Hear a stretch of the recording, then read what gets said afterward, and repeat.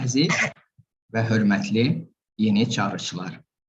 Konfütsi deyirdi ki, bilməyən və bilmədiyini bilən uşaqdır. Onu öyrədin. Konfütsi deyirdi ki, bilməyən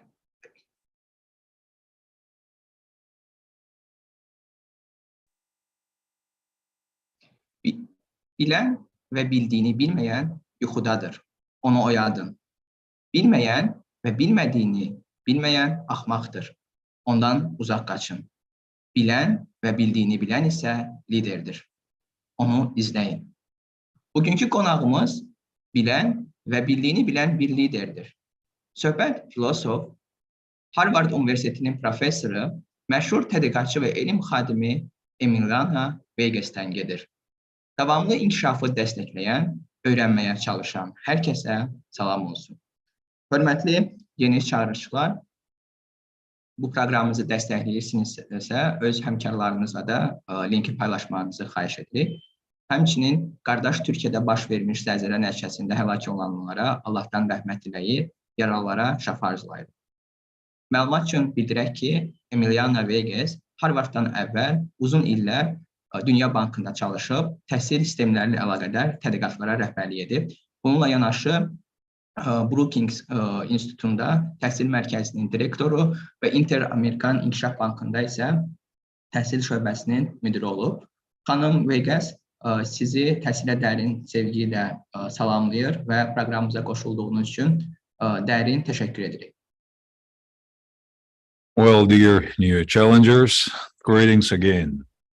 Firstly, we would like to express our condolences to the people of brother Turkey due to the tragic earthquake. We wish our condolences and our sympathies. This is yet another traditional edition of our program, and today we have a very distinguished person, famous professor, Harvard University professor, famous researcher and scientist Emiliana Veyqəs. So cheers to everyone who is trying to support sustainable development and learn. Before Harvard, Emiliana Veyqəs worked for many years at many other institutions, and it's a great honor and privilege, dear professor, to host you today. Thank you very much. Çox təşəkkür edirəm, Cəfər bəy. İcazənizlə suallarımıza başlayaq, söhbətə keçək.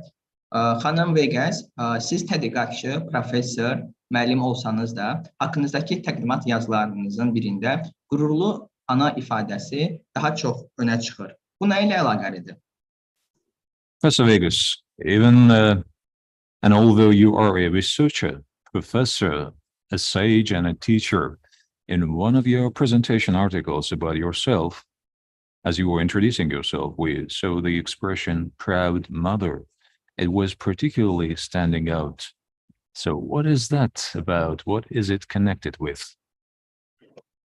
Well, thank you for that question. I am a very fortunate mother of two young men now, and I am proud of having had the opportunity to have them and have a career side by side. And also, now they're in their early 20s, seeing them thrive and be, very hardworking and loving, happy young men. They are really my biggest pride. So of all the things we've accomplished, I think there's a saying here in the United States that one is only as happy as the unhappiest child. So I'm very lucky that my children are thriving, are doing well. They're in wonderful universities, and I look forward to seeing them continue to develop. Bilirsinizmi Cəfər bəy, mən həqiqətən də iki gəncin anasıyam, iki gənc bəyin anasıyam və mən çox şadam ki, mənim həm karyeram, həmçinin də ailə həyatım yanaşı olaraq inkişaf edir. Bu gənc bəylər öz 20 yaşlarındadılar. Yəni artıq 20-ci illərini də adlayıblar və onlar olduqca zəhmətkeş, olduqca ağıllı, olduqca çalışqandılar və mənim fəxrimdilər. Amerikada belə bir deyim var. Deyirlər, valideyn və ümumiyyətlə hər hansı bir insan onun övladları xoşbəxt olduğu qədər xoşbəxtdir. Yəni, onun xoşbəxtliyinin ölçüsü məhz övladlarının xoşbəxtliyi qədərdir. Və bu mənada mən çox xoşbəxt anayam və çox xoşbəxtim ki, mənim gənc övladlarım, bu gənc bəylər öz universitet həyatlarında yaşayırlar və məni də çox xoşbəxt edirlər. Xanım Veyqəs, məlumatıma görə siz təhsil sahəsinə jurnalistikadan gəlmişsiniz. Təhsillə bağlı hansı xəbəri dünyaya çatdırmaq istərdiniz və bu xəbərin manşeti nə olardı? Professor Veyqəs, according to my information, you came to the education from journalism. So, what would be the message about education that you would like to convey to the world, and what would be the headline of that story? I would say education is the key to kind of personal and also social development. I would say that's the headline. I think no country that has achieved high levels of development, political stability and well-being for their citizens has done so without seriously investing in education and then providing educational opportunity for all its population. Bilirsinizmi Cəfər bəy, mən belə deyərdim, təhsil həm fərdi, həmçinin də cəmiyyətin inkişafı baxımından bir açardır. Yəni, manşet olaraq mən belə bir başlığı yerləşdirərdim ki, heç bir ölkə özünün yüksək səviyyəli inkişafını, özünün stabilliyini, yəni sabit inkişafını təhsilə və təhsil sahəsində olan siyasətə ciddi yatırımlar etmədən bunları həyata keçirə bilməz. Yəni, hər bir şeyin açarı istər fərdi, istər cəmiyyətin inkişafı olsun, məhz təhsildən keçir. Xanım Veyqəs, yeri gəlib açardan danışmışkən, öyrənməyə həyatın kilidini açmaq üçün açar olaraq ifadə etmişsiniz. Bəs bu açarın hər kəsə əlçatan olması üçün nə etməliyik? Ümumiyyətlə, həyatın kilidi dedikdə nə nəzərdə tutulur? Professor Veyqəs, speaking about the keys and the locks. Well, you have identified learning as the key to unlocking a life. But what do we need to do to make this key available for everyone? And in general, what is meant by the lock of life? Well, having the ability to understand and influence one's world is, I think, very empowering, and it gives individuals a sense of purpose, and it makes them active participants in their communities and in their societies. And learning is the key to unlock that potential that we are all born with. Unfortunately, even though talent is evenly distributed, the opportunities to develop that talent aren't in most countries because we have large inequalities in access to quality education, to quality schools, to effective teachers. And so that's really been what I have personally faced in my own trajectory, and also being myself from Venezuela, a South American nation that has struggled with development and sustainability, seeing that the opportunities for individuals like myself were so different depending on where you were born to get a good education. And I think that is fundamentally unfair, and what I really hope we can all work toward changing. Cəfər bəy, bu sualın cavabını mən belə səsləndirərdim. Təhsil, bilirsinizmi, digər insanların həyatlarını, digər insanların fikirlərini başa düşmək, onlara nüfuz etmək açarıdır.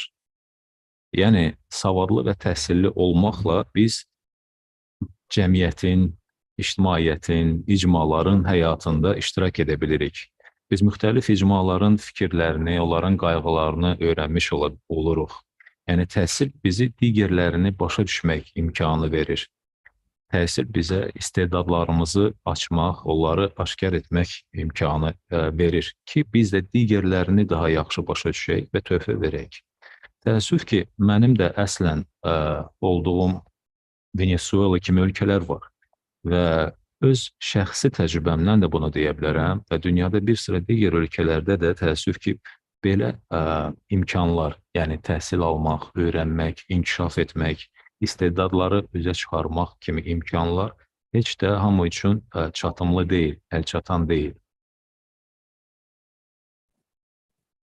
Xanım Veyqəs, bəs təhsildə təbliğ etdiyiniz əsas ideya nədir?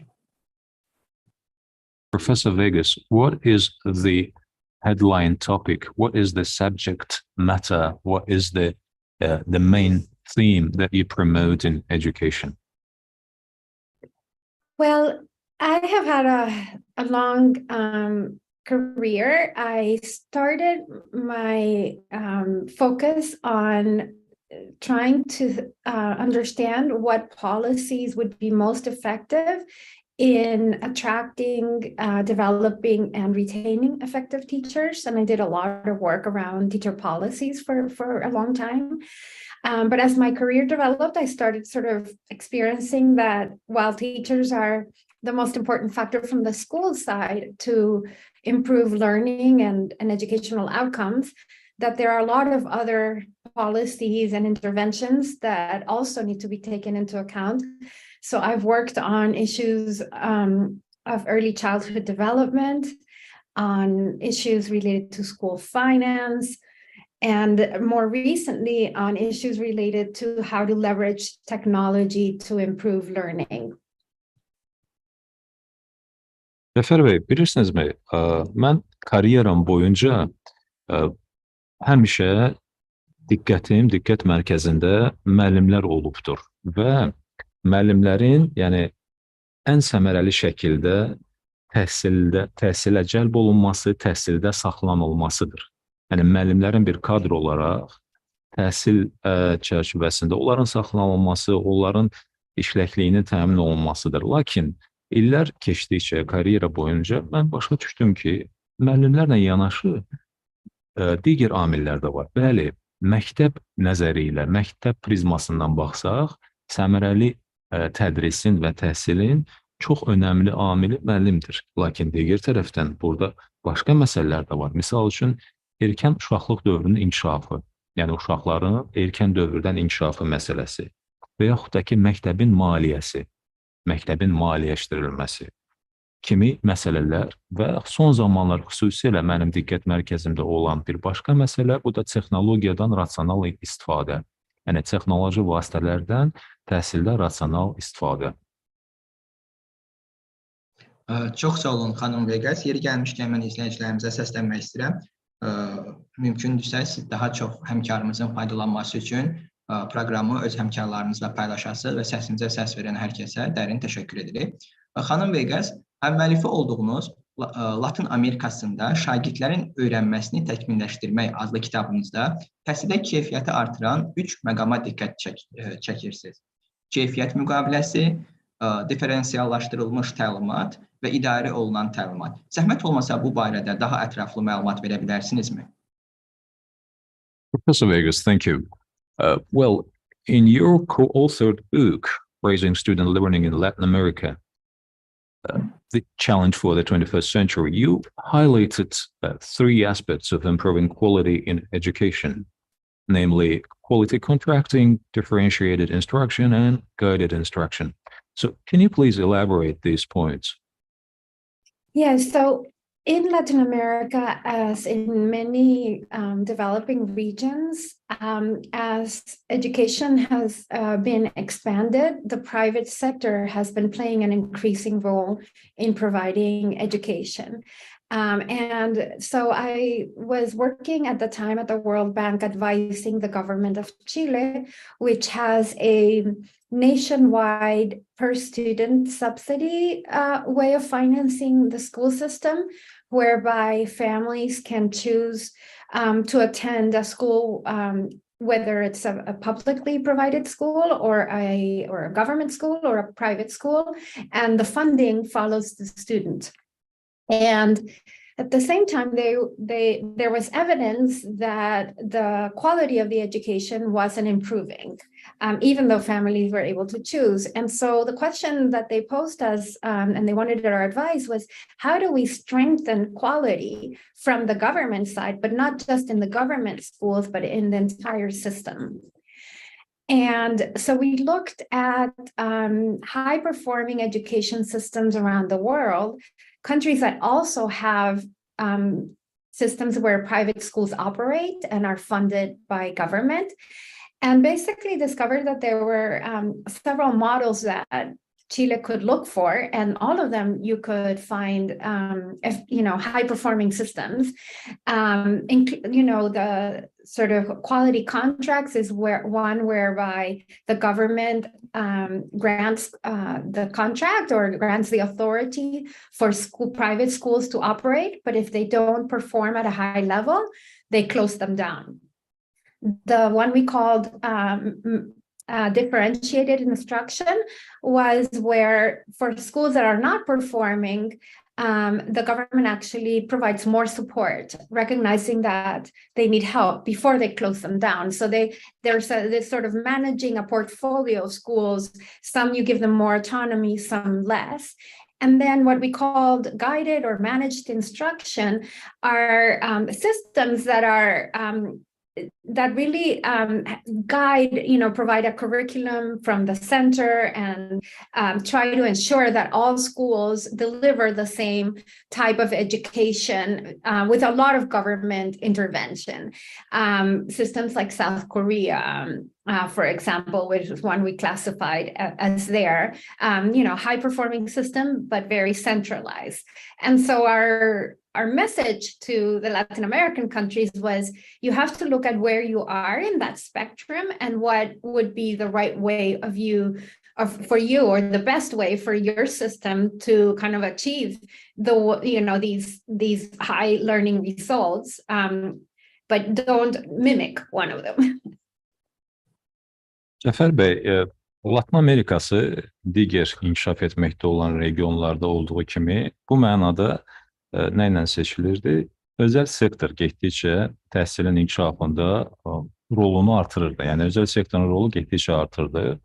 Bu özəl məktəblərin açılması ilə də ifadə olunurdu. Yəni getdikcə daha da çox sayda özəl məktəblər açılırdı. Mən o zamanlar Dünya Bankında məsləhətçi qismində çalışırdım. Biz Çile hökumətinə təhsilin inkişafında yardım edirdik. Orada ümumilli səviyyədə subsidiyalar təmin olunurdu və bu subsidiyalaşdırılmış proqram çərçivəsində ailələrə hökumət özəl və həmçinin də dövlət məktəblərinin seçilməsində kömək edirdi. Yəni belə bir seçim onlara verilirdi. Və biz gördük ki, bəli, getdikcə təhsil səviyyəsinin inkişafı müşahidə olunurdu. Lakin başlıca suallardan biri o idi ki, biz tək hansısa konkret məktəblərdə deyil, ümumiyyətlə bütün sistemdə təhsilin keyfiyyətini necə yaxşılaşdıra bilərik, özəl və yaxud da ki, dövlət məktəbi seçimi etmədən. Və bununla bağlı da sizin də qeyd etdiyiniz kimi bizim bu kitabımızda da 3 əsas bununla bağlı nəzəriyyə irəli sürülür, yanaşma nəzəriyyə irəli sürülür. Onlardan biri məhz keyfiyyət müqavilələridir və yaxud da ki, keyfiyyət üzərindən bağlanan müqavilələr. Bu nədir? Burada əsas başlıca məqsəd, həmçinin elə Çilin özündə də biz bu yanaşmaları onlara bir seçim olaraq təqdim etmişdik, qabaqcıl dünya təcrübəsi olaraq. Burada hökumət müqavilə imzalayır, dövlət müqavilə imzalayır özəl sektordan və özəl sektora imkan verir ki, o səlahiyyəti verir ki, onlar özəl məktəblər, özəl təhsil ocaqlarını açsınlar. Və əgər qoyulan məqsədə həmin o təhsil müəssisəsi nail olmazsa, həmin təhsil müəssisələrinə bağlayırdı dövlət. Yəni, lisenziyanı geri alırdı, başqa sözlə. İkinci, diferensial təlimatlandırılma yanaşması nədən ibarətdir? Diferensial yanaşmada dövlət adından bəlli olduğu kimi fərqli yanaşırdı. Yəni, əgər bu və digər lisenziya almış özəl təhsil müəssisəsi öz funksiyalarını icra edə bilmirdisə, bu zaman müayinə aparılırdı və çatışmazlıqlar aşkarlanırdı və dövlət bunun müqabilində kömək edirdi. Yəni, məsələni dərhal bağlamırdı. Bunun əvəzinə onlara imkan verirdi, lazım gələndə kömək edirdi ki, öz fəaliyyətlərini təkmilləşdirsinlər. Və nəhayət, üçüncü yanaşma bu rəhbərlik əsaslı və yaxud da ki, bələdçi formasında olan təlimatlandırmadır, bələdçi təlimatlandırılması. Bu, daha çox Cənubi Koreyada rastlanan bir formatdır. Bunun məğzi nədir? Burada dövlət mərkəzləşdirilmiş qaydada sırf və yalnız tədris proqramı, tədris məzmunu, kurikulumu təmin edir və kənara çəkilir.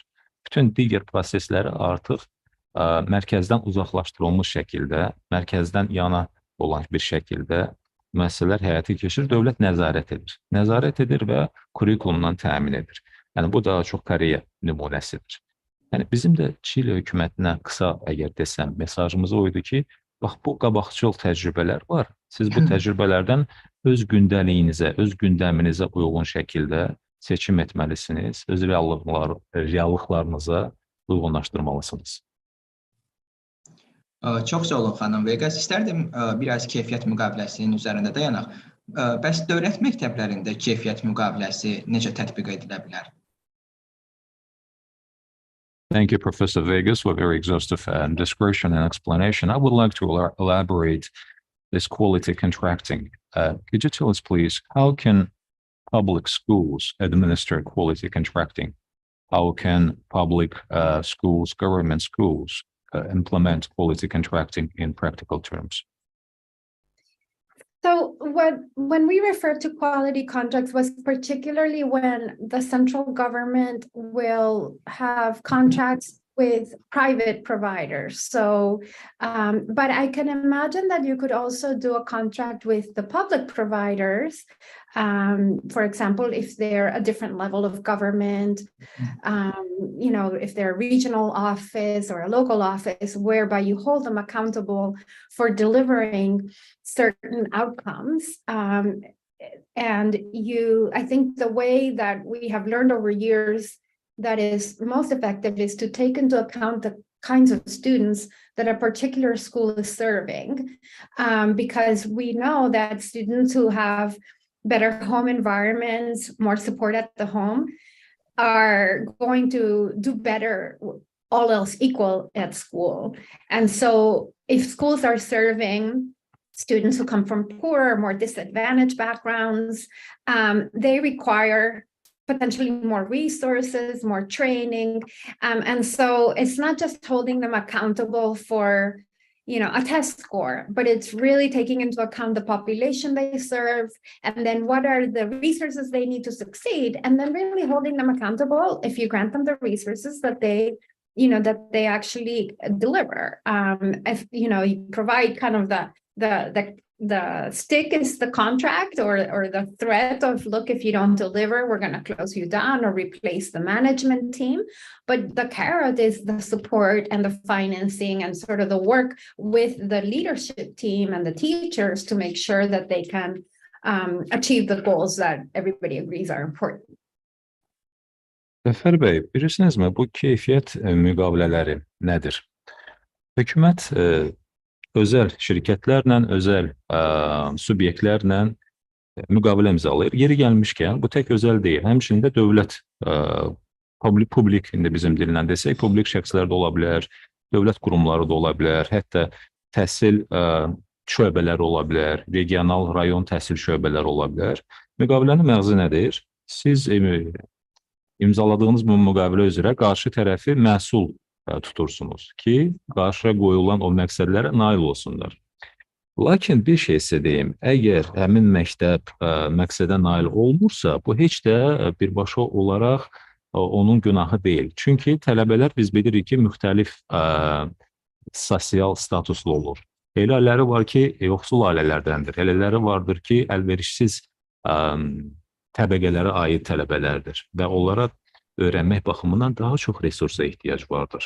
Odur ki, müqavilənin şərtində qeyd olunmuş nəticələrə əgər həmin bu tərəf müqabil şirkət olsun və yaxud da ki, təhsil şöbəsi olsun, nail olmursa, burada başlayacaq prinsip dərhal kəsib doğramaq deyil, yəni dərhal həmin müqaviləni dayandırmaq deyil, vəziyyəti daha geniş araşdırmaq və təhsil müəssisəsinə və yaxud da ki, şirkətə qoyulan məqsədlərə nail olmaqda kömək etməkdir. Yəni, məhz ona görə bunun adı keyfiyyət müqaviləsidir. Yəni, elə belə müqavilə deyil, keyfiyyət.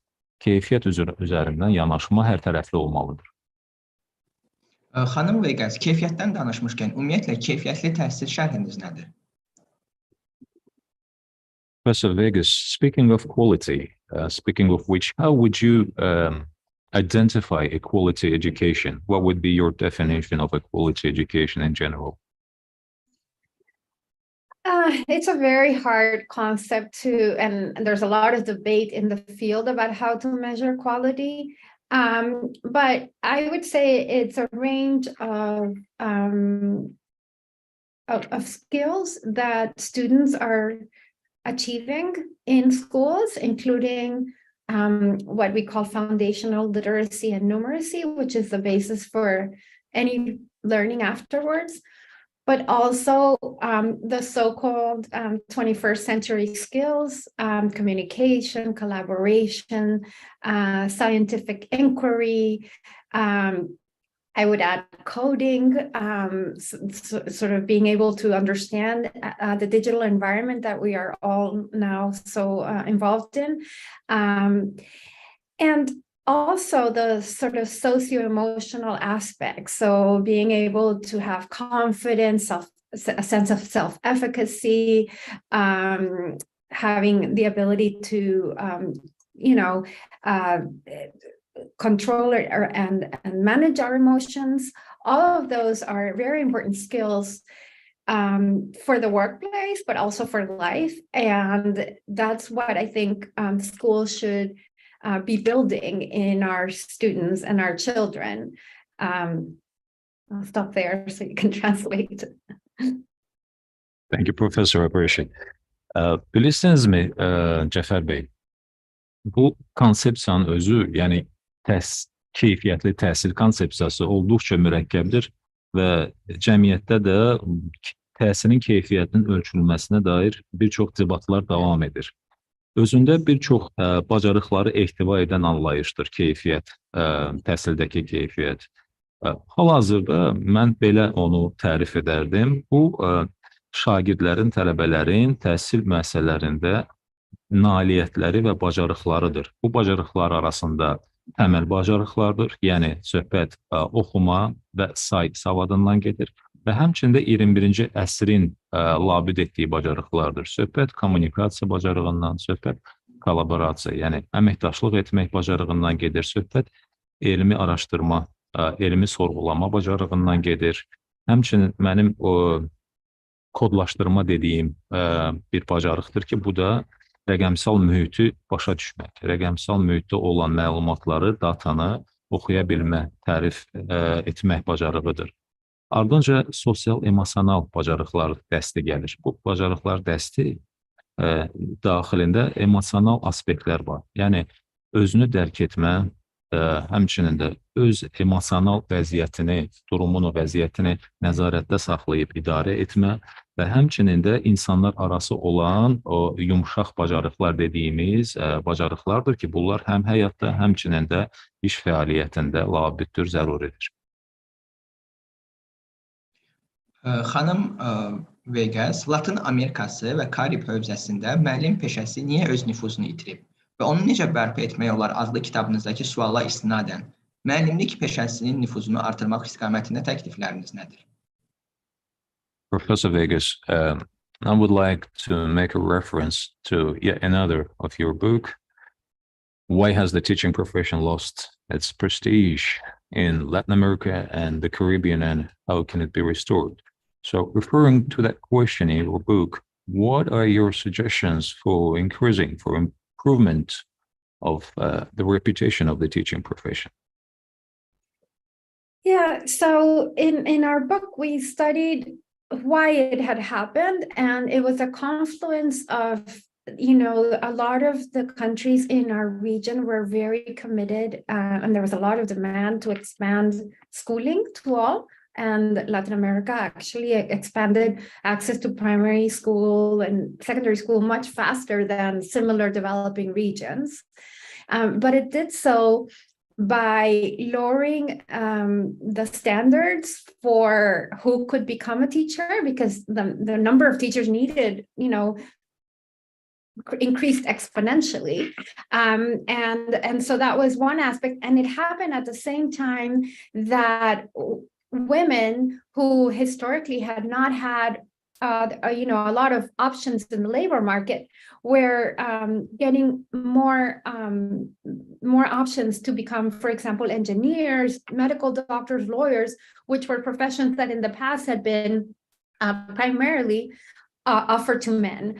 And so that combination generated sort of the loss of prestige. At the same time, the cost of expanding education massively meant that salaries declined significantly. And so where we find ourselves in most countries today is that when you compare the people who are choosing to enter teacher education programs based on, for example, the university admissions test, they tend to have lower scores. They tend to be, let's say, not the most academically successful high school graduates. So, and then when they access the profession, they are paid salaries that are much inferior than those of the people who studied other more attractive careers. So it's that combination. So what to do about it? I think we need to, as a society, with the government leadership, but also with private sector commitment, raise the pay of teachers and also the career options. So, I think one of the exciting things, for example, the career that I've had is the opportunity to do different things, even within the same sector, even within the same institution. When you work in a large organization like an education system, you should be able to kind of have different options and move without necessarily having to leave the classroom. And so that's, how do we professionalize and provide the right supports for teachers, recognizing that it is a very difficult job. It's to do it well requires a lot of preparation, a lot of dedication, a lot of support, because we have students who are coming with very different levels of learning, very different backgrounds, and we need to serve them all well. And so I think the first thing is to recognize that it is a really demanding profession, that we need to attract the very best into teaching. And to do that, we have to pay them very well and be very selective. And that's, for example, what happens in sort of high-paying professions like engineers and lawyers and medical doctors in many of the countries. So we should just do the same and give the same value to the work of educators. Cəfər bəy, bilirsinizmi, biz ilk öncə nə üçün belə baş verdi, nə üçün müəllimlik peşəsi öz nüfuzunu, prestijini itirdi, bunu araşdırmağa çalışdıq və iş ondadır ki, Latin Amerikasında birdən-birə təhsil sahəsində çox geniş layihələr həyata keçirildi və hətta mən sizə deyim ki, ibtidai və orta təhsil səviyyəsində bütün digər regionlardan daha sürətli təhsil inkişafı məhz Latin Amerikasında müşahidə olundu. Bu nəyə gətirib çıxardı? Təhsil islahatlarının miqyasının birdən-birə artması, müəllim sayının artmasına kəmiyyət olaraq böyük bir ehtiyac yaratdı. Və məlum oldu ki, yəni bu kütlə yoxdur. Və müəllim peşəsinə daha çox müəllimlər meyl edirdi. Yəni mühəndisdir, hüquqşünasdır, həkimdir. Bunlar daha çox kişi peşəsi hesab edilirdi. Və buna görə də tələblər, yəni böyük ehtiyac olduğuna görə müəllim və peşəsinə tələblər yumşaldıldı. Yəni tələblər müəllim olmaq üçün bütün o kvalifikasiya baxımından yumşadıldı. Bu da keyfiyyətin zəifləməsinə gətirib çıxardı. Bu bir. İkinci məsələ o idi ki, bu peşə cəlbedici deyildi və maaşlar da digər tərəfdən peşəyə uyğun deyildi. Yəni müəllim peşəsi bir nə qədər həqiqətən də yüksək, bir nə qədər vacib, önəmli idisə, onun maraqlıdır ki, digər tərəfdən nə vacibləri, maaşı yüksək deyildi. Yəni digər peşələrlə müqayisə etdikdə, yəni həmin o həkimlərlə, hüquqşünaslarla və mühəndislərlə həmçinin. Digər bir məsələ də bu giriş imtahanlarında, yəni qəbul imtahanlarında keçid balları idi.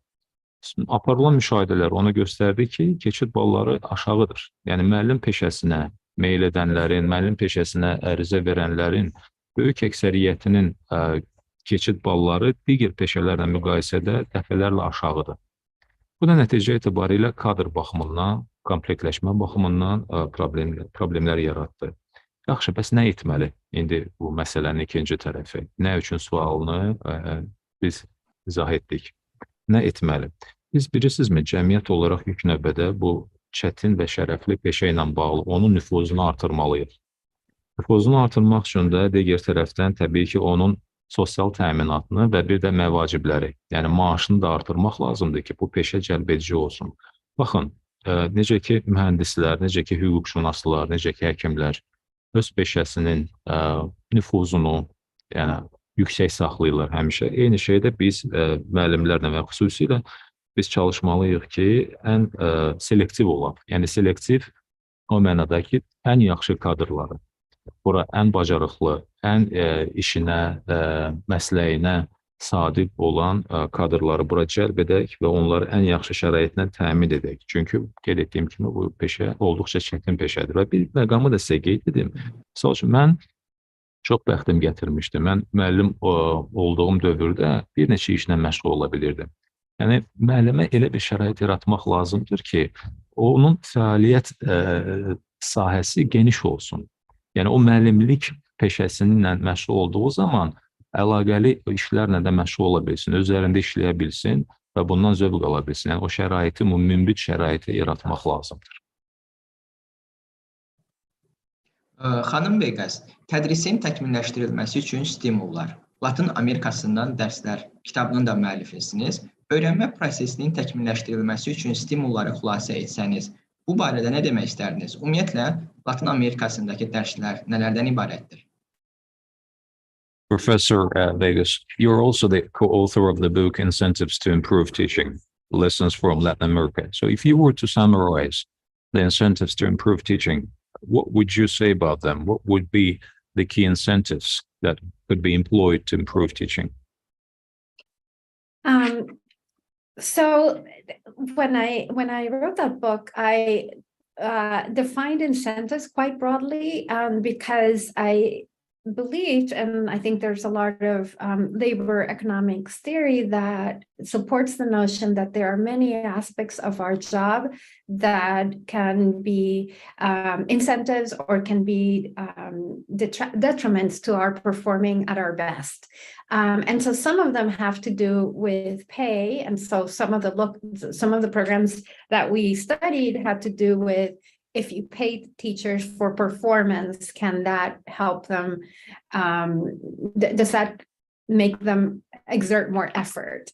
And what we've learned is that when the effort means something like just attending, showing up at school, then you can improve attendance of teachers by just monitoring attendance and paying and rewarding teachers who miss less.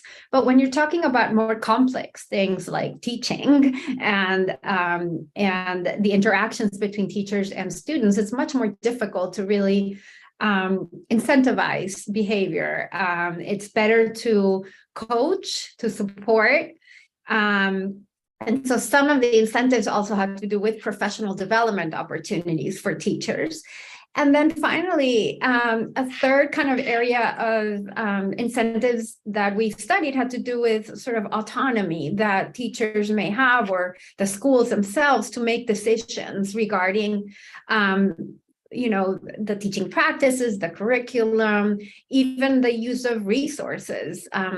In many Latin American countries, we had very centralized decision making, and all the decisions regarding, what a school needed, what types of support, what types of resources were made quite far from where the actual school is located and the experience that they live and breathe every day. And so that notion of providing schools with sort of that autonomy to make the decisions that they find pertinent to deliver with, of course, some accountability, I think is something that also has shown promise to improve teacher performance. Cəfər bəy, bu sualla bağlı bir sıra nəzəriyyələr var.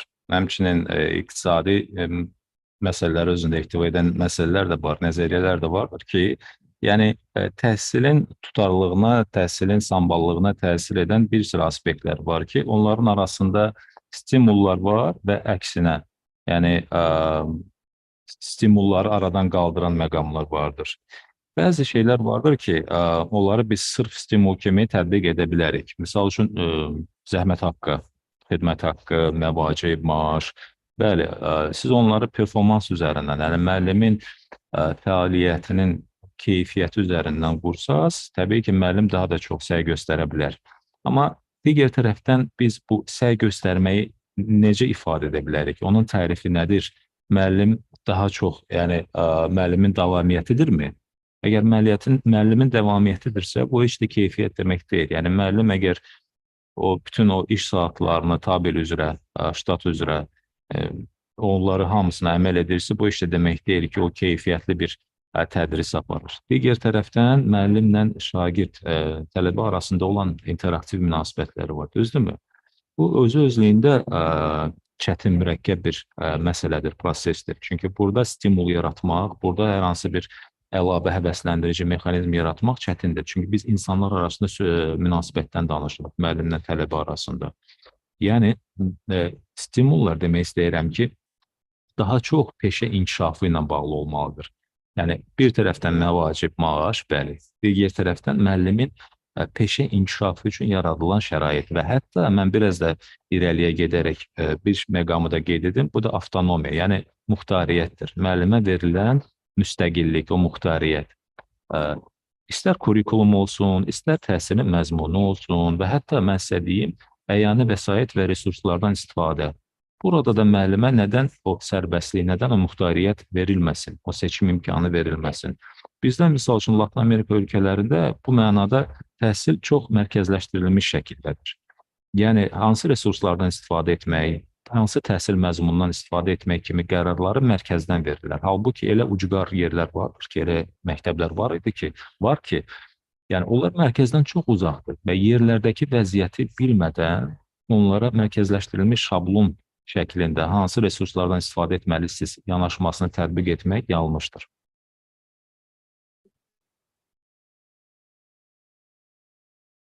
Biz çox şadıq ki, bizi hazırda Azərbaycanın müxtəlif regionlarından İsmayıllı, Şəki, Şamaxı, Ağsu, Astara və Bakıdan izləyirlər. Mən bu məlumatı şərhdə qeyd olunan qeydlər əsasında bildirirəm. Xanım Veyqəs, yeri gəlmişkən həmin kitabınızda qeyd etmişsiniz ki, əmək haqqı sehirli çubuq deyil və müəllim performansına təsir edən yeganə amil deyil. Bəs müəllim performansını artıran digər məqamlar nələrdir? Və əziz izləyicilərimiz, sizə də bir daha təşəkkürümüzü bildiririk və bu bizim hazırki söhbətimizi öz müəllimlərinizin WhatsApp qrupunda paylaşaraq daha çox insana çatdıra bilərsiniz. Təşəkkürlər. Professor Veyqəs, thank you very much. Meanwhile, it's very gratifying to know that we have so many followers, we have so many people watching us from the provinces, from the regions of Azerbaijan, such as İsmayıllı, Şamaxı, Şeki, Ağsu, Ankara, and many other regions. And so speaking about these incentives, Professor, in your book, you mentioned that salary is not a magic stick, is not a magic wand. And the teacher is not the only factor affecting performance. So what are those points that increase teacher performance? What are those magic sticks that could help to boost teachers' performance, please? Thank you for that question. So yeah, we recognize that students learn not just from their teachers, they learn from their peers, they learn outside of school, they learn at home. And so students come to class already with some knowledge. And so what we were trying to say is, it's the ability of a teacher to build on that prior knowledge that makes an excellent teacher. And so to continue and to generate that interest in students, that curiosity that makes people want to continue learning. I think that's a sign of an effective, a truly, life-changing teacher. And so those are very difficult traits or characteristics to measure and to pay teachers for. And so we tried, in the field to do a lot of experiments around what can be proxies for those traits, and how can we, and the most commonly used is, the actual achievement of students.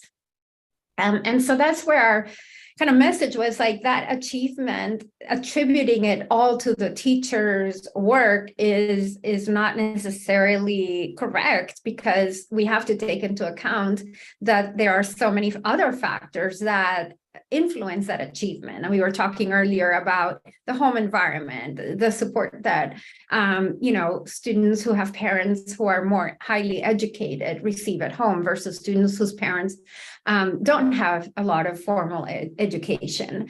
And so one of the most, I think, effective ways of creating incentives for teachers is by acknowledging the challenges that they face and providing adequate support. Some of that support is financial, is making sure we take away any worries from the teacher about, their own livelihoods and their ability to support their own household. But a lot of it also has to do with how do we support teachers in classrooms to deliver the kind of educational experience that all children deserve. Əfər bəy, bilirsinizmi, burada tək məktəb çərçivəsində, məktəb hüdudlarında deyil, məktəbdən kənarda da tələbələrin öyrəndiyini nəzərə almaq lazımdır. Axı tələbə şagird sinifə, auditoriya gələndə o özü ilə artıq qonşuluqda, yaşadığı ailədə, yaşadığı icmada, rayonda əldə etdiyi o biliyi, eşitdiklərini, o informasiyanı gətirmiş olur. Yəni, müəllimin vəzifəsi heç də tək kurikulum üzrə deyil, həmçinin də artıq uşağın sahib olduğu o biliklər üzərində onun biliyini artırmaqdır. Yəni, müəllimin nə dərəcədə səmərəli, nə dərəcədə həqiqətən də təsirli olmadığını bununla da seçmək, bununla da ölçmək olar. Yəni, mən deyərdim ki, yaxşı müəllim, məharətli müəllim məhz şagirdin o məlumat canlılığını artıran müəllimdir. Məlumata olan o iştahını artıran müəllimdir. Və şagirdin, müəllimin, tələbənin sahib olduğu biliyi artıran müəllimdir. Müəllimə xas olan bir sıra, yəni yaxşı müəllimə xas olan bir sıra xarakteristik cəhətləri heç də hamısını ölçmək mümkün deyil. Burada çox vacib olan və bizim bir eksperiment olaraq apardığımız araşdırmalarda da biz gördük ki, burada müəllimin təsiri ilə yanaşı digər kənar amilləri nəzərə almaq lazımdır. Bu kənar amillər mühitdir, yəni şagirdin, tələbənin yaşadığı mühitdir, valideynlərdir. Hətta sadə bir amili deyim, şagirdin valideynlərinin ali təhsilli olub-olmaması, savadlı olub-olmaması belə onların övladına, tələbəyə birbaşa təsir edən amildir ki, bu amilləri də nəzərə almaq lazımdır. Digər tərəfdən, müəllimin özü də cəmiyyətin bir üzvüdür. Yəni, müəllimin özü də konkret bir ailədə, konkret bir icmada yaşayır. Və bəzən bu müəllimlərin də özünün sosial problemləri olur. Yəni, çox vacibdir ki, biz tələbəyə bir nə qədər kömək ediriksə, ona şərait yaradırıqsa, bir o qədər də müəllimə onun sosial problemlərinin həllində və yaxud da ki, ona məktəb daxilində olan təhsil prosesi zamanı üzləşdiyi problemlərin həllində kömək edir. Məhz belə kompleksli yanaşma öz bəhrələrini verir və müəllimə biz həmin o stimulları təmin etmiş oluruq. Xanım Veyqəs, müəllimlərin fəaliyyətinin effektivliyindən danışmışkən, tədqiqatlarınızın birində güclü məktəb anlayışından istifadə etmişsiniz. Bu anlayışın ümumiyyətlə effektiv məktəb mühitinin elementləri nələrdir? Bu məsələlər praktikada necə əks olunmalıdır? Yəni, biz effektiv məktəb mühitini yaratmaq üçün nə etməliyik? Tövsiyələriniz nədir? Professor Veyqəs, speaking about the effectiveness of teachers, you use the concept of powered up school in one of your studies. So what are the elements of this concept in general of an effective school environment, and how should these issues be reflected in practice? What we should do to make teachers effective? So it actually flows very nicely from our previous conversation, because once we recognize that students learn in the school, but also in other places, what we try to say in the concept of a powered up school is a school that actually has these partnerships with families, with other agencies, with museums, with parks, with the community, where the students normally reside and where they are, where they visit, and the notion that the school is the only place where students learn is not what a powered up school is at all. It's more a school that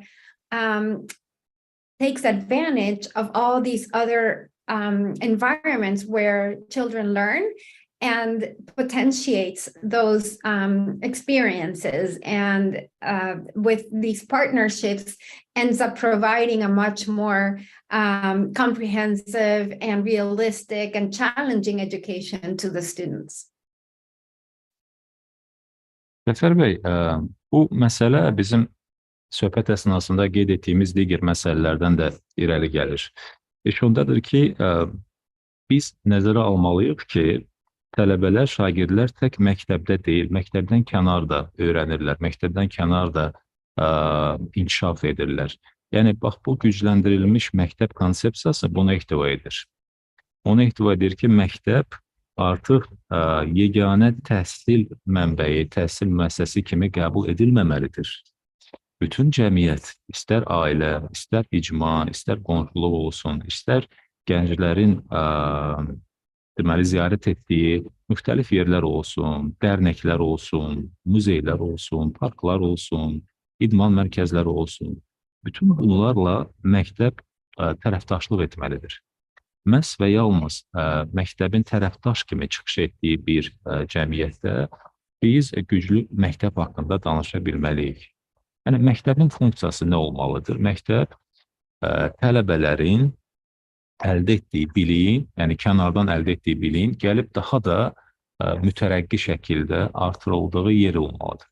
Yəni, tələbələr o topladığı bagajı məktəbdə gəlib onu bir daha gücləndirirlər, inkişaf etdirirlər, yeri gələndə sınayırlar. Yəni, məktəbin burada funksiyası daha çox tərəfdaş funksiyası olmalıdır.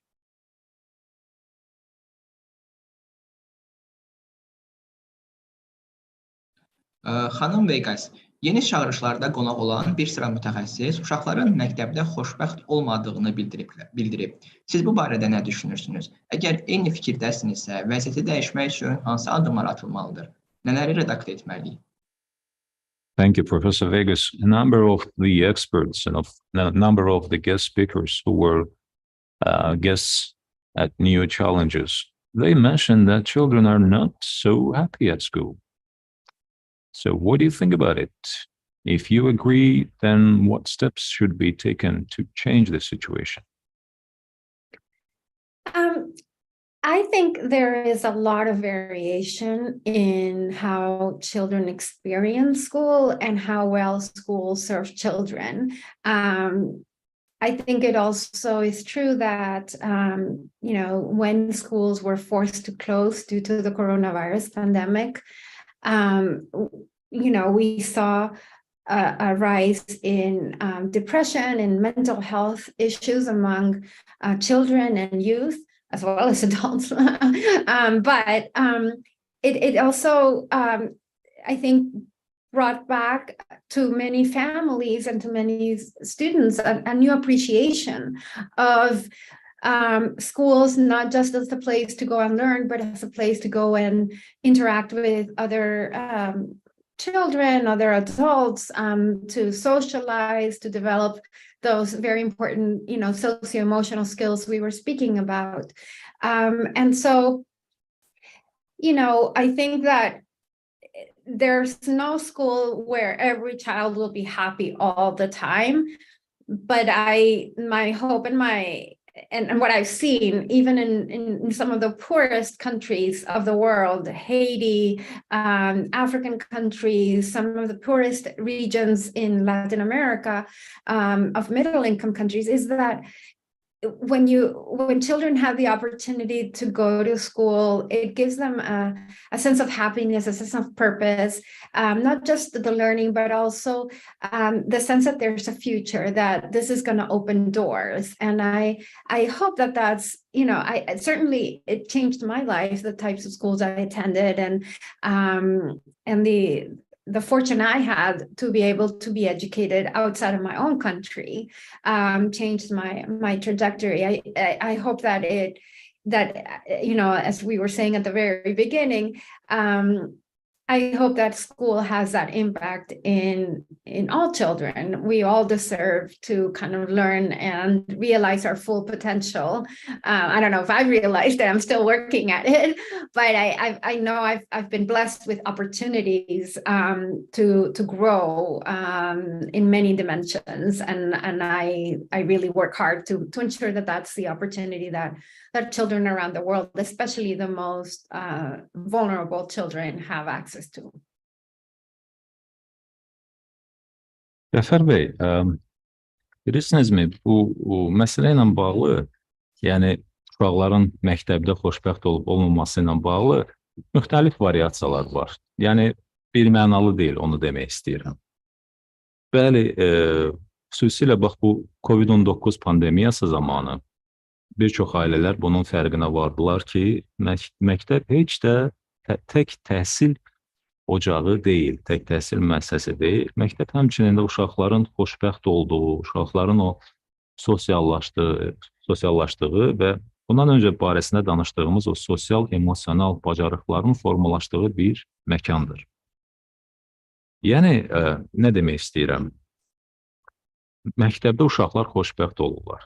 Yəni, təhsil almaqları ilə yanaşı bir çox yoxsul, bir çox kasıb və hətta orta gəlir səviyyəsi orta olan ölkələr var. Kasıb ölkələr arasında Haiti, Afrika ölkələridir, Afrika qitəsinə aid olan bəzi ölkələrdir. Orta gəlir səviyyəsi olan ölkələr vardır ki, orada uşaqlar məktəbə bir ümidlə gedirlər. Məktəbə gedərkən xoşbəxt olurlar. Məktəbə gedərkən həyata bir vəsiqə əldə edəcəklərini düşünürlər. Və məktəb onlar üçün yeni bir pəncərədir, yeni bir qapıdır, yeni bir ümid işığıdır.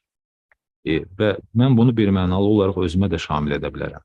Mən də belə bir məktəbə gedirdim, mən də belə bir şəraitdə məktəbə gedirdim və mənim bəxtim gətirdi ki, mən ölkədən kənar digər ölkədə bir təhsil ala bildim və bu mənim həyat trayektoriyamı, həyat yolumu dəyişmiş oldu. Yəni demək istəyirəm ki, məktəb həmçinin də uşaqlar üçün bir ümid yeridir. Və biz elə eləməliyik ki, bu məktəb həm əlçatan olsun, həm digər tərəfdən də məktəb uşaqlar üçün həmin o ümidin davamı olsun, həyata işıq salan bir yol olsun. Və mən çox istərdim ki, mənim yaşadığımı imkanı olmayan, imkanları məhdud olan uşaqlar da, onlar da belə bir xoş təcrübə ilə rastlaşsınlar və bir çox sahələrdə mən özümü inkişaf etdirdiyim kimi onlar da inkişaf etsin.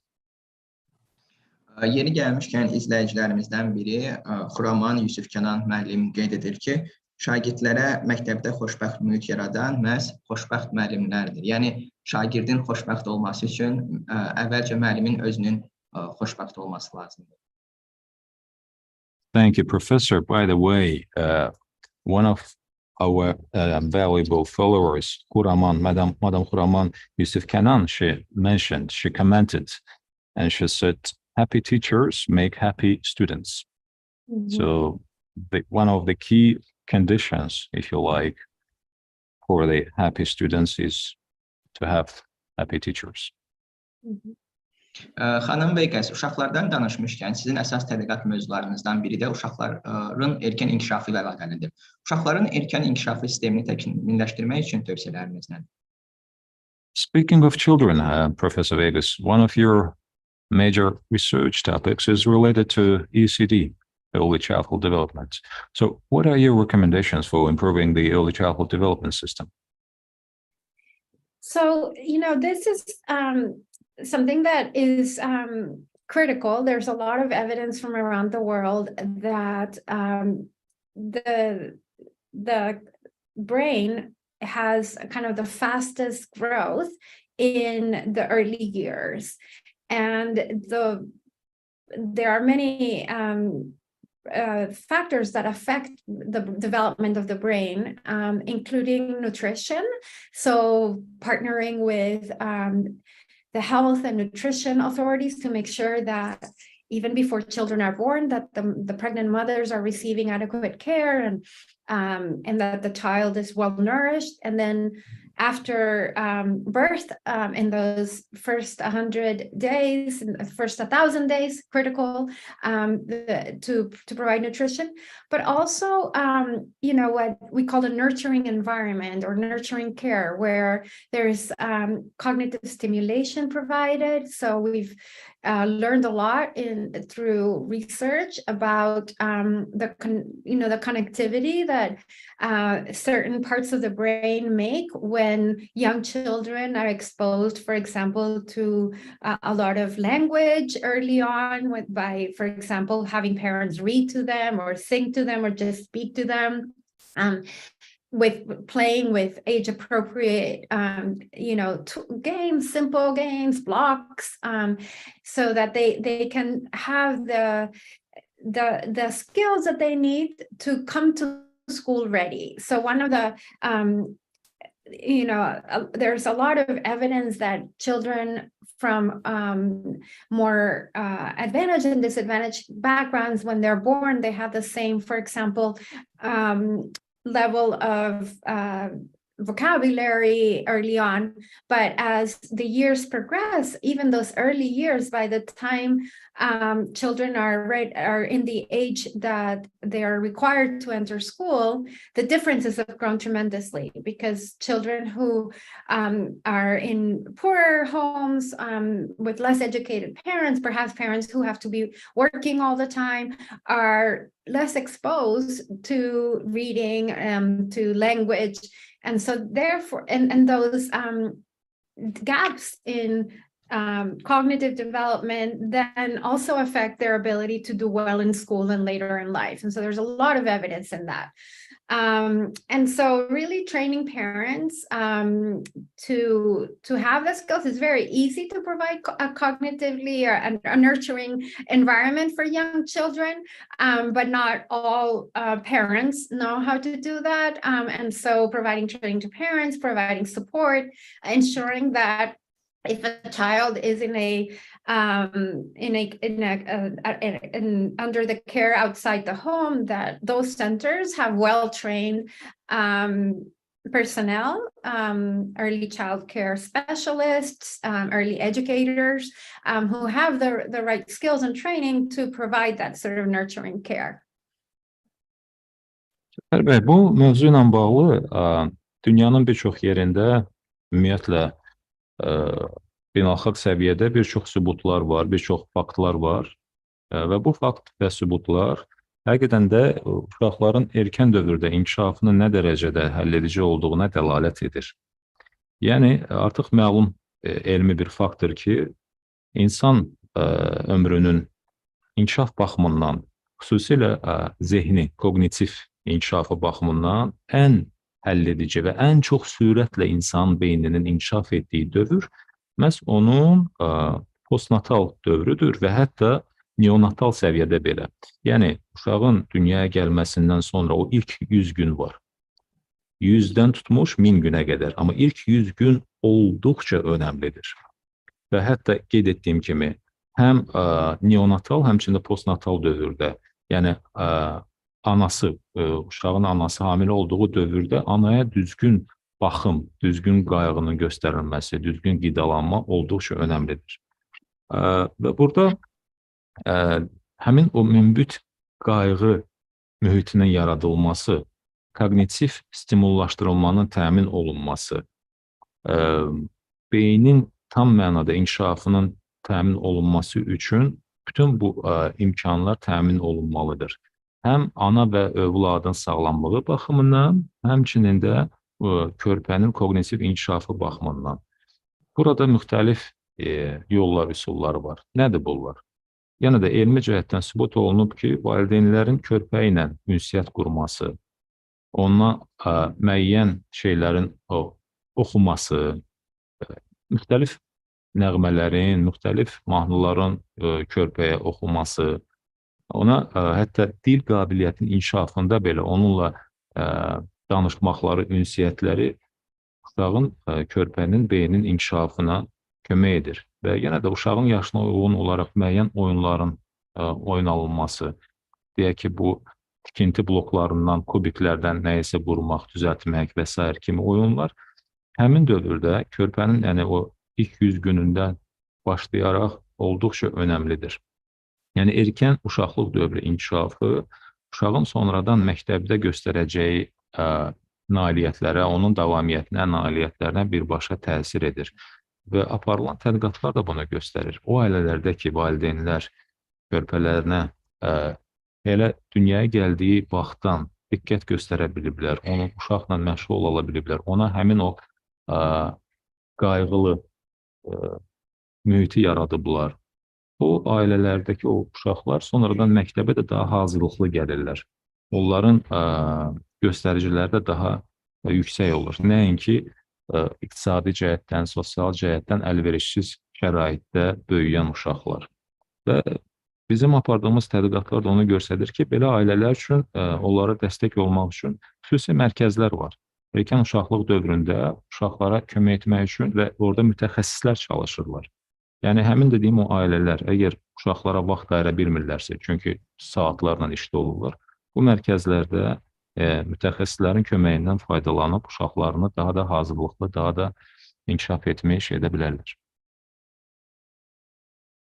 Yeri gəlmişkən məlumat üçün bildirim ki, ölkəmizdə də icma əsaslı məktəbəqədər təhsil layihəsi reallaşdırılır və bu sizin dediyiniz həmin mərkəz funksiyasında rol oynayır və olduqca çox yaxşı nəticələri var bu layihənin və yeri gəlmişkən xanım Veyqəs bir məsələnin altını xüsusilə çəkmək istərdim sizin qeydlərinizdən birindən. Siz qeyd edirsiniz ki, şagirdlərin nəyi necə öyrəndiklərini anlamaq olduqca vacibdir və sadəcə bununla öyrənmə dəyişikliyi yarada bilərik. Thank you, Professor. By the way, in Azerbaijan, we have successfully launched the project, which is the community-based preschool education program. And this program yielded very positive results. We have some very solid results that are pretty much aimed on the early child development. And by the way, you also mentioned the other interesting point. Speaking of children, you emphasize the importance of understanding what and how students learn, and the possibility of creating a change in learning by focusing on this particular point. So by focusing on this point, we already can introduce some positive change. Xanım Veyqəs, hazırda sürətləndirilmiş valideyn və uşaqlar termini də aktualdır. Bəs onların sürətə deyil, öz sürətlərinə uyğunlaşması üçün hansı baxış bucağına ehtiyac var? First of all, Professor Veyqəs, just to continue this point. So currently, the term accelerated parent and accelerated children is also something very topical, relevant. So what perspective is needed for parents and children to adapt to their own speed? Not talking about the general speed as the speed phenomenon, but what is needed to get the children and their parents to adapt to their own speed? That's a very good question. I always say that if we could have our dream, if we could start over, maybe we shouldn't group students by age and expect them all to learn the same thing within the same time period, and instead have some clarity on what we hope students or what skills we want and really are committed to having students develop, but then let them develop them at their own pace. Some will move faster, some will move faster in some areas and slower in others. And I think that's the same with parents, is really recognizing that each child is different, is going to have different interests. And if we want children to really be engaged in learning, we want to play to their, interests. Children are infinitely curious when they're young. And so how can we expand their world and give them the opportunity to kind of go deep in some areas that they're particularly passionate about. And I think that goes both for the family as well as to the school system. I was, very impressed with some of the systems in early childhood that were developed in Italy, the Reggio Emilia approach, the Montessori approach, which are really child-centered and focus on the child taking agency on their learning. And I think that's it's very important to build that agency from early on. But it seems like then when we get to the primary school, the secondary school, the school expects students to follow a certain system, a rule for everything. And it takes away that agency. One of the lessons, I think, from the pandemic is that students who had that agency fared much better when schools were closed than students who were depending on sort of getting direct instruction from teachers in order to do their work effectively. Bilirsinizmi Cəfər bəy, bəli, çox vacibdir ki, biz bunu başa düşək. Uşaqlar fərqlidir. Yəni, kaş ki, sanki elə olardı ki, eyni yaşda, eyni qədər öyrənirlər. Hər kəsin, uşaqların qavrama qabiliyyəti, onların maraq dairəsi eyni olsun və təhsilin nəticələri də yalnız təhsildə o uşaqların yaşı ilə ifadə olunsun, ölçülsün. Təbii ki, bu belə deyil. Heç nə uşaqlar, nə böyüklər, nə valideynlər eyni deyirlər, baxmayaraq ki, eyni yaşdadırlar. Yəni, uşaqların maraq dairəsi, onların bacarıqları, qabiliyyətləri fərqlənir. Başlıcası odur ki, uşaqların o məlumat canlı olduqları, hər şeyə maraq etmə iştahını biz dəstəkləyək. Çünki uşaqların elə erkən yaşlardan dünyanı kəşf etmək marağının həddi, hüdudu yoxdur. Hər şeyə maraq edirlər, hər şeyə can göstərirlər və biz bunu əslində daha da dərinləşməsinə imkan yaratmalıyıq. Misal üçün, İtaliyada Emilio, həmçində Montessori deyilən bir yanaşmalar vardır ki, orada məhz bu məqamı mərkəzdə saxlayırlar. Bu məqam üzərində uşaqların inkişafını, erkən yaşlarda uşaqların təhsilini bu məqamlar üzərində qururlar. Odur ki, mən düşünürəm ki, bilirsizmi, məktəbdə elədir ki, məktəb sanki uşağı müəyyən çərçivəyə salır və müəyyən çərçivədə öyrənməyi, oxumağı, saymağı, dünyanı kəşf etməyə sanki tələb edir. Halbuki uşağın imkanları, onun bacarağı, onun maraqları məktəb çərçivəsindən daha genişdir.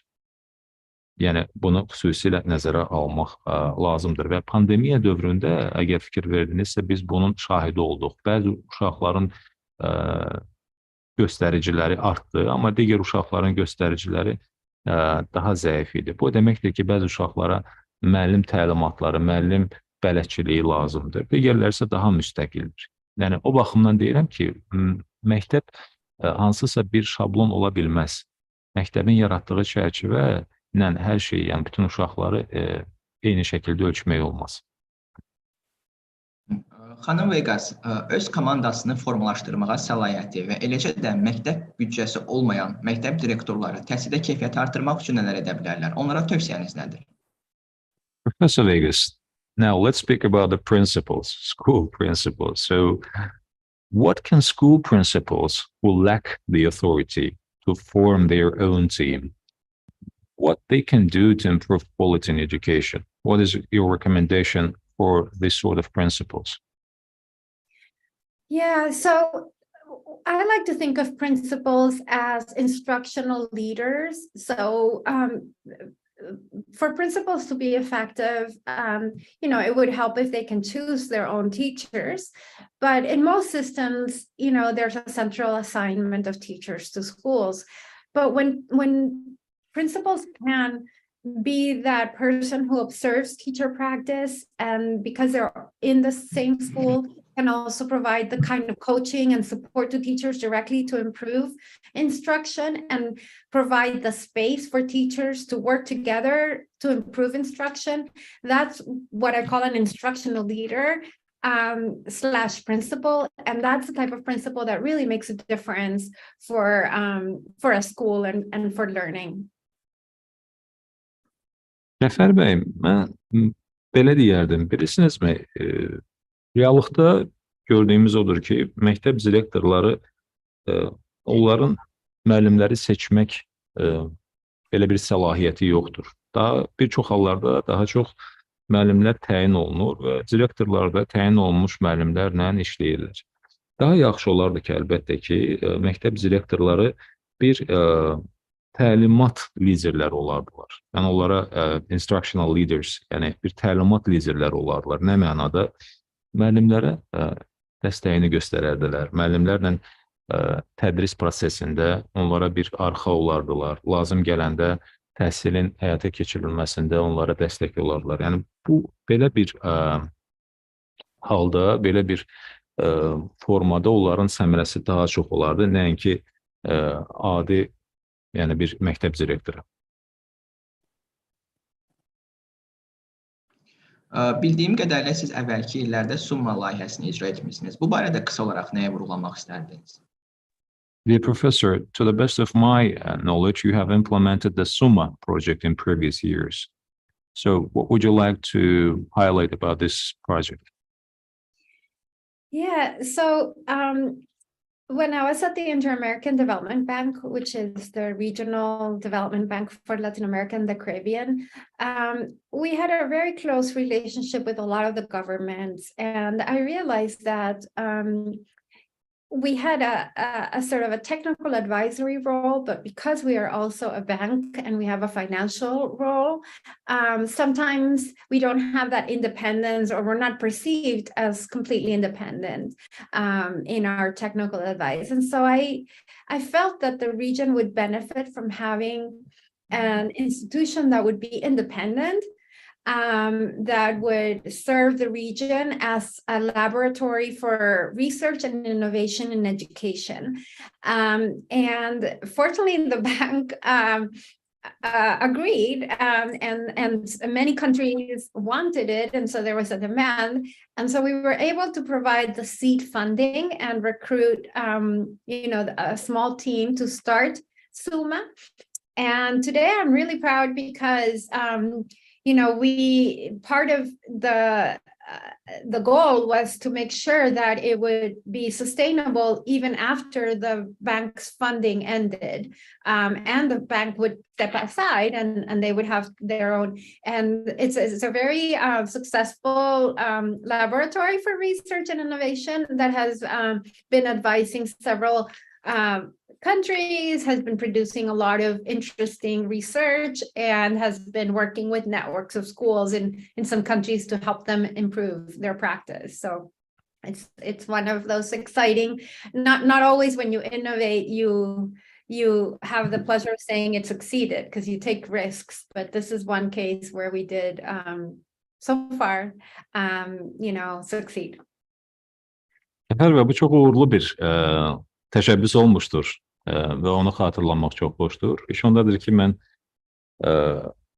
Inter-American Bank bu bankda çalışdığım zaman bu bankın əsas missiyası Latin Amerika və Qərb dənizi hövzəsində yerləşən ölkələr üçün bank xidmətlərinin göstərilməsi idi və o dövrdə bizim yerli hökumətlərlə çox yaxşı münasibətlərimiz var idi. bankın missiyası daha çox texniki məsləhət və maliyyə xidmətlərinin göstərilməsi idi və yəni tam demək olmazdı ki, biz müstəqil, yəni bizi birmənalı müstəqil bank kimi qəbul etmirdilər.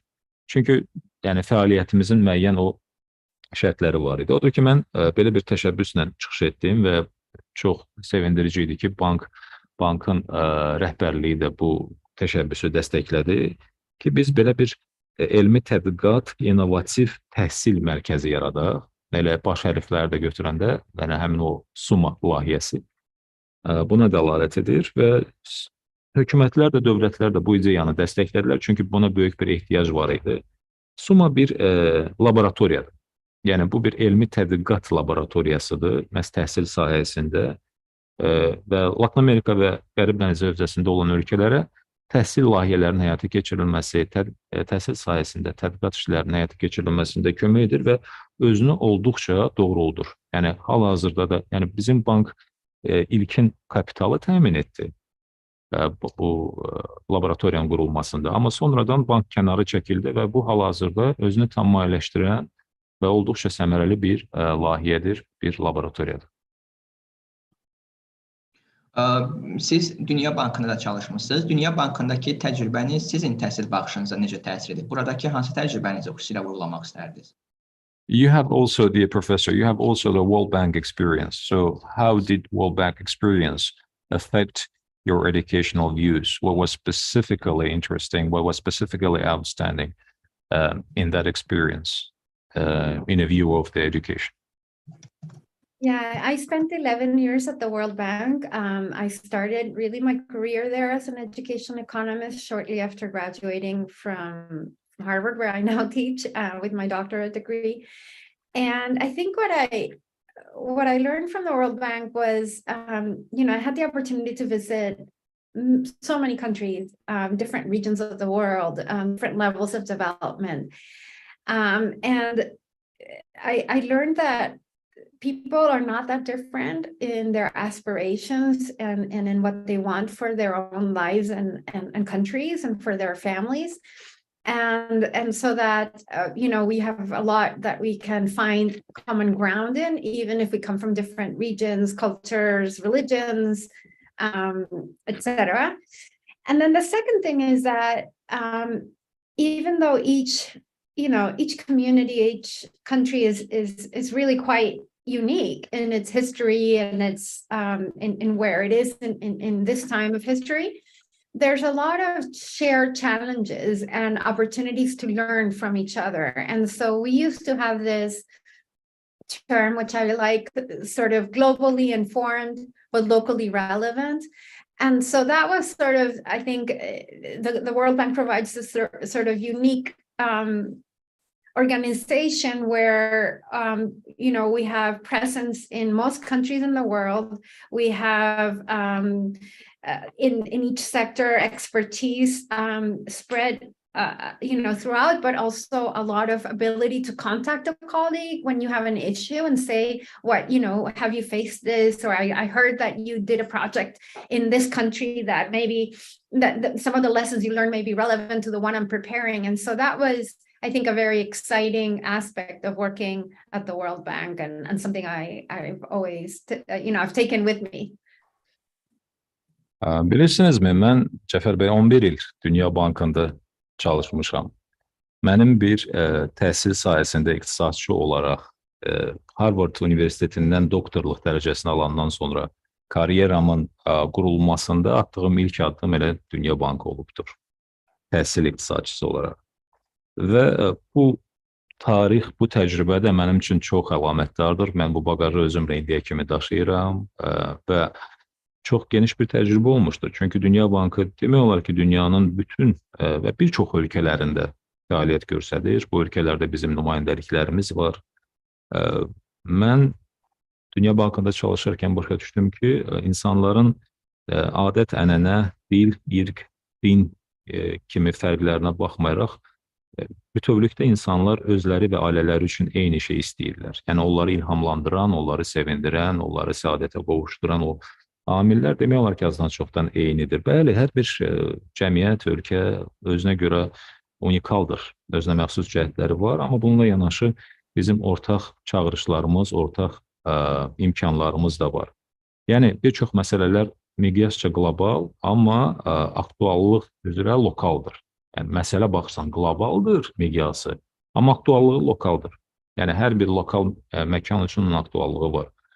Və Dünya Bankında ən çox sevdiyim cəhətlərdən biri odur ki, biz demək olar ki, bütün sahələrdə fəaliyyət göstəririk və bütün sahələrdə bizim ekspert təcrübəmiz var. O ekspertiza deyilən bir həmin o bilik var. Və lazım olan anda biz əməkdaşlarımız arasında dünyanın müxtəlif yerlərdə çalışan bizim ekspertlərlə əlaqə saxlayırdıq, müxtəlif məsələlərlə bağlı məşvərət edirdik. Bu da olduqca müsbət idi. Odur ki, mənim bu təcrübəm karyeramda çox-çox faydalı olmuşdur. Xanım Veyqəs, səbriniz və qızıl fikirləriniz üçün sizə dərin təşəkkür edirik və icazənizlə yekun 2 sualı mən ünvanlamaq istəyirəm. Dear Professor Veyqəs, thank you for your patience, thank you for your tolerance, for bearing with us, and thank you for your genuine and for your gold, precious thoughts and insights. Now, let me extend my last 2 questions to you with your permission. Okay, thank you. Thank you so much. Uğurlu təhsil sistemlərinin ortaq xüsusiyyətləri barədə nə demək istərdiniz, xanım Veyqəs? Yeri gəlmişkən, Dağlıq Şirvan Regional Təhsil İdarəsinin müdürü, hörmətli Rövşən Əliyev müəllim də bununla bağlı sual verir ki, şagird arzusuna uyğun təhsilin ən yaxşı nümunəsi nədir? So, Professor Veyqəs, what would you say about the common characteristics of successful education system? And also, what is the key driving factor of a successful student? That was a question from the Rövşən Əliyev, the head of the mountainous Şirvan educational facility. Well, thank you for that question. I've looked a lot. When I was at the World Bank, we did a project called Systems Approach for Better Education Results. And what we tried to do with that project was to understand, for different areas of education policy, what were sort of the best performing countries doing. And so we studied teacher policies, and there we looked at countries that had very high results in the international assessments of student learning, such as PISA.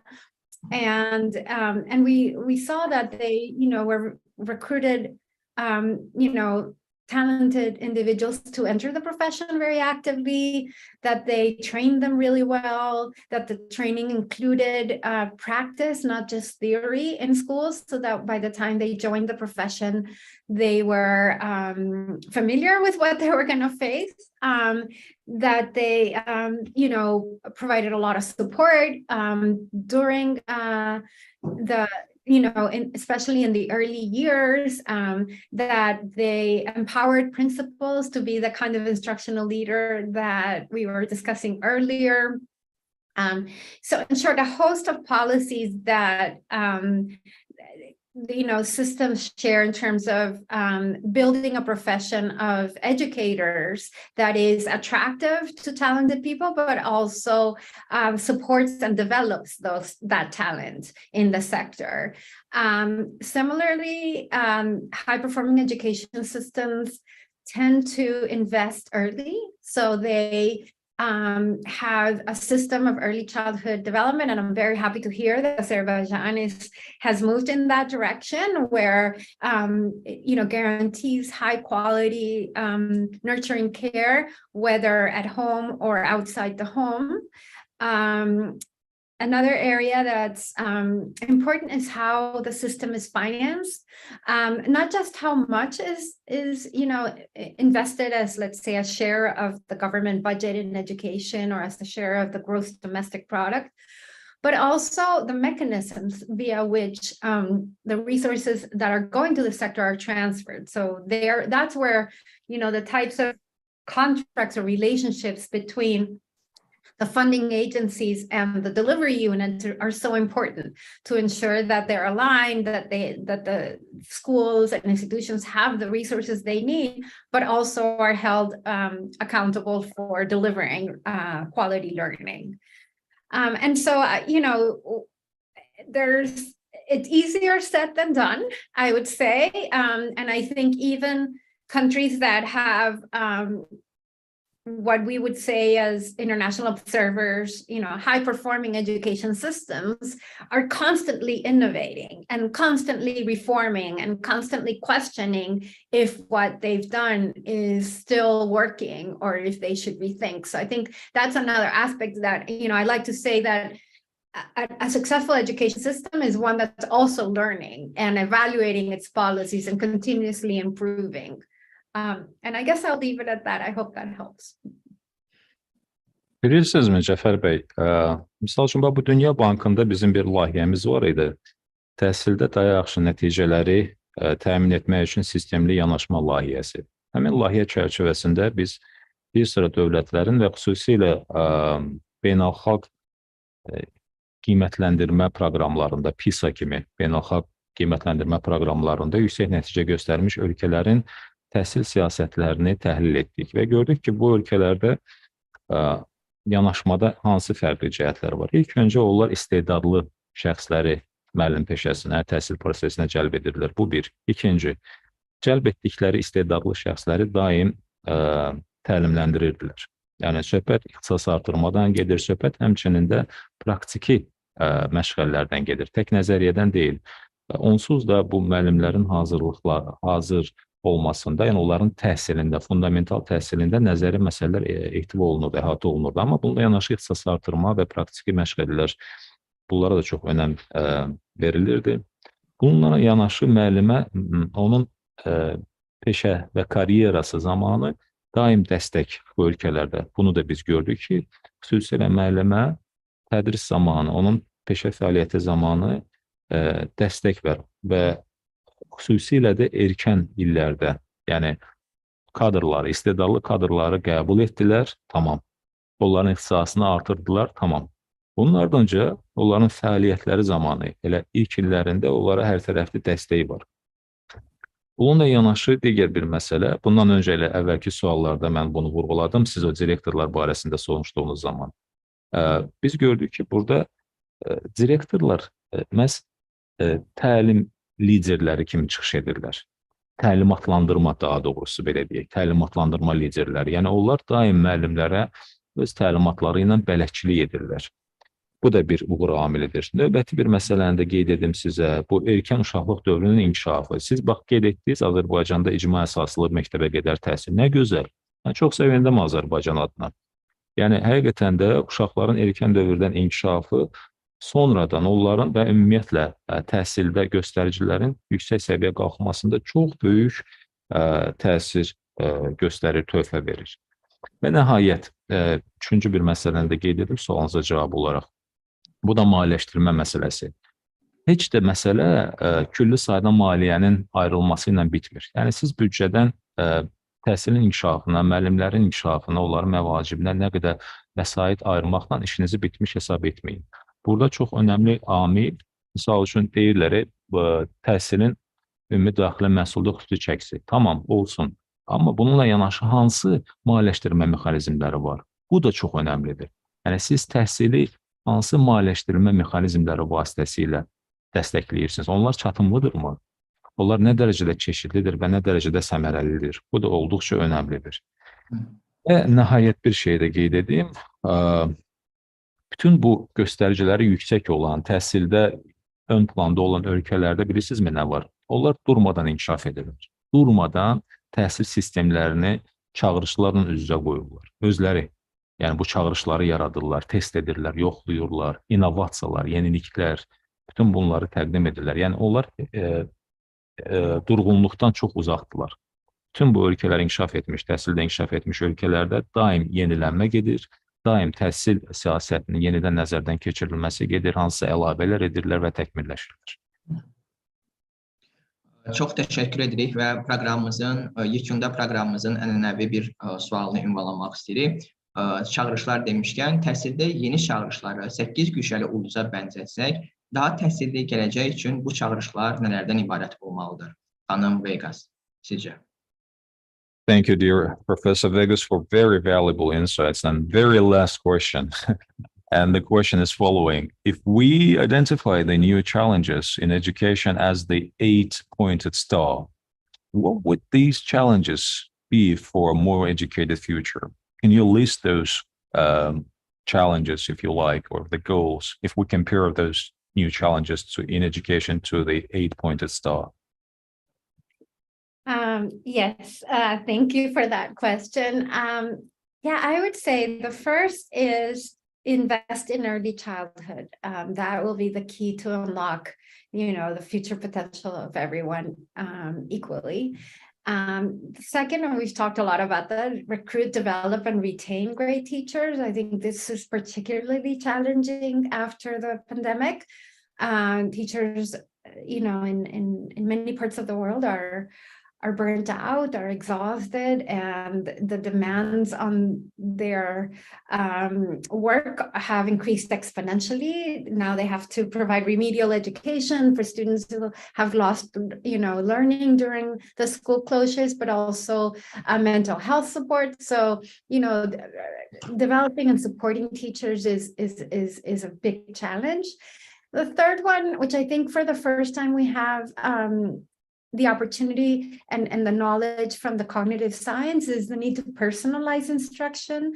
We talked a lot about, about the fact that each child is at a different learning level, even within a classroom. And so encouraging teachers to have the ability to provide personalized instruction, which also goes hand in hand with not having extremely large classes, but also, and this is the fourth point, is using technology smartly, both for instruction, but also to help inform the system about what students' needs, to intervene early, and then to support teaching and learning.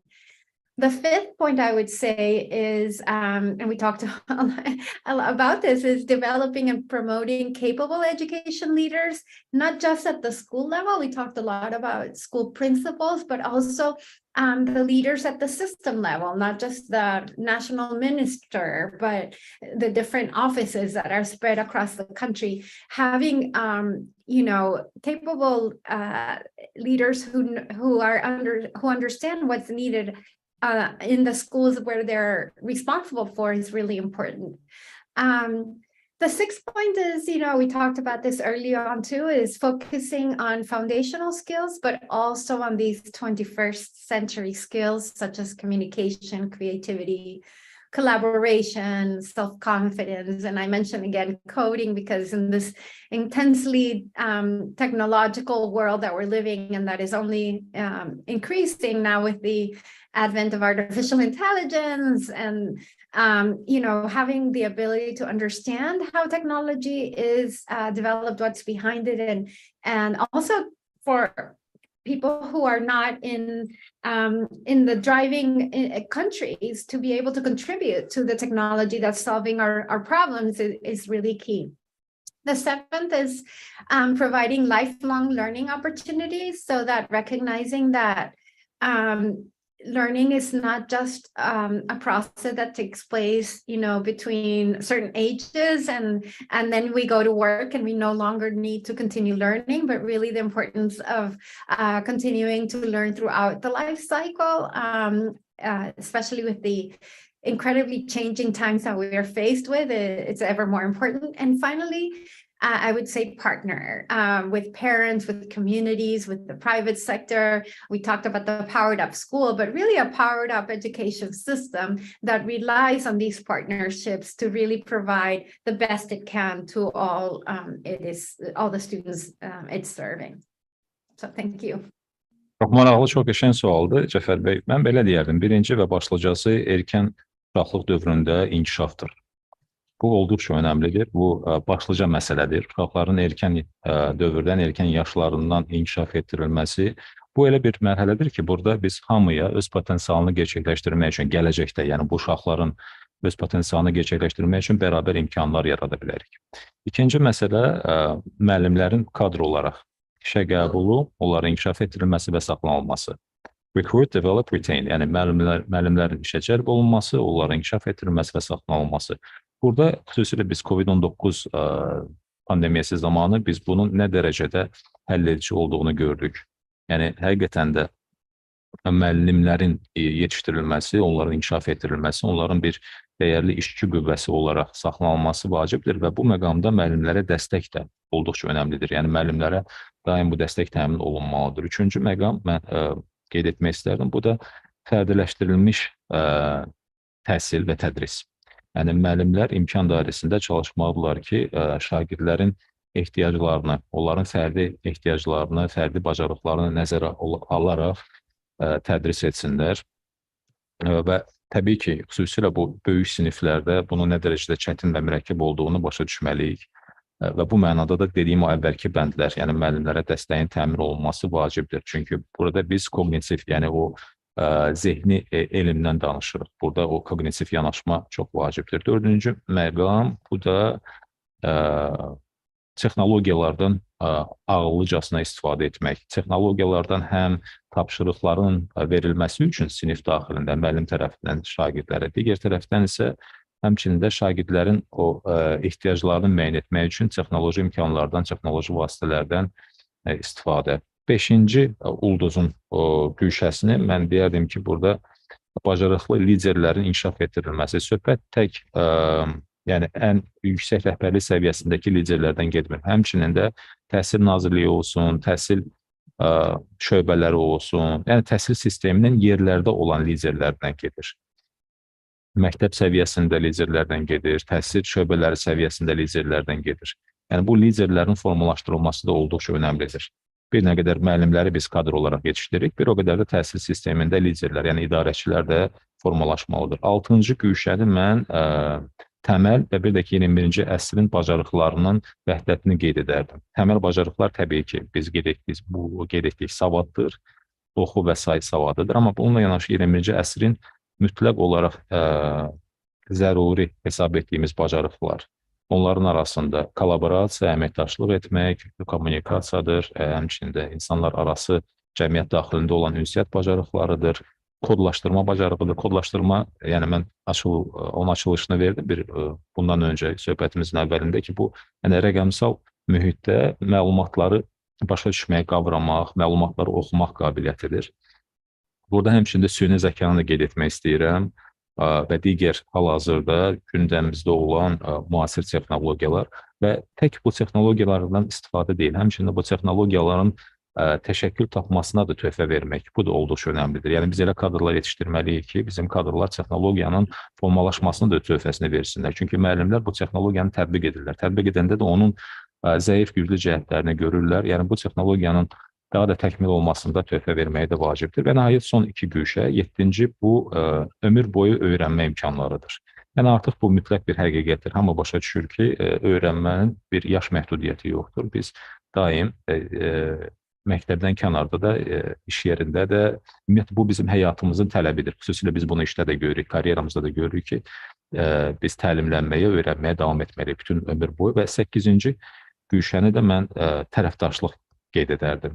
Burada məktəb, valideyn, cəmiyyət, özəl sektor, dövlət sektoru və icma arasında bir vəhdətin, bir tərəfdaşlığın olması da bu da bir şərtdir. Və suala görə də təşəkkür edirəm.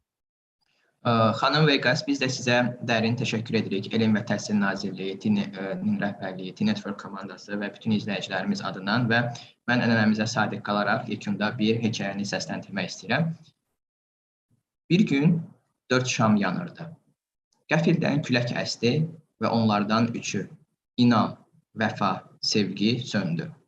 Elə bu zaman otağa bir uşaq daxil oldu və şamların yanmadığını görüb kədərlə soruşdu. Bəs siz niyə yanmır, ətrafı işıqlandırmırsınız? Bu an 4-cü şam danışmağa başladı. Mən ümidəm, narahat olma, mən ətrafa işıq saçdığım müddətcə o biri şamları yenidən yandıra bilərik. Uşaq sevindi və parıldayan gözləri ilə ümid şamını əlinə alıb, o biri şamları bir-bir yandırmağa başladı. Ətraf işıq saçdı.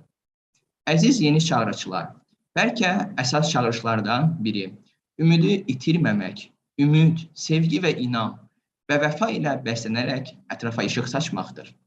Əslində, təhsilin də məqsədi elə bu deyilmi? Növbəti yeni çağırışlarda görüşənədək. Buyurun Mətin müəllim. Dear Professor, thank you so much for your valuable insights. Now, following our tradition, and we would like to summarize, we'd like to wrap it up with a story. And let me get the story to you.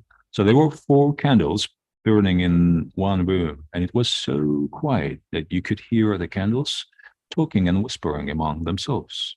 The first candle said, "I am of faith, but no one helps me to burn. I think I'm going to pass out soon." And so it happened. Its glory began to diminish rapidly, and in the end, faith was completely extinguished.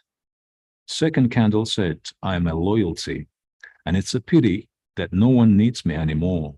Therefore, there was no point in burning any longer." As soon as it finished its words, a light wind blew the loyalty completely down. It was the third candle's turn when it said in a sad voice, "I am love. I couldn't burn anymore. People forgot me. My value vanished. Even those who were closest to me, they forgot to love. And love couldn't endure any longer and faded away." At that moment, a child entered the room and saw that all 3 candles were not lit. "Why don't you burn? Were you not supposed to burn forever?" he said, and started crying. Then the 4th candle began to speak. "Fear not. As long as I burn, we can light the other candles again. I am a hope." The child was very happy and took the candle of hope with shining eyes, and he lit the other candles one by one. Dear new challengers, perhaps one of the main challenges is not to lose hope, not spread light around by being nourished by hope, love, faith, and loyalty. Isn't that the purpose of education? Thank you for watching us. Thank you so much. See you. Thank you.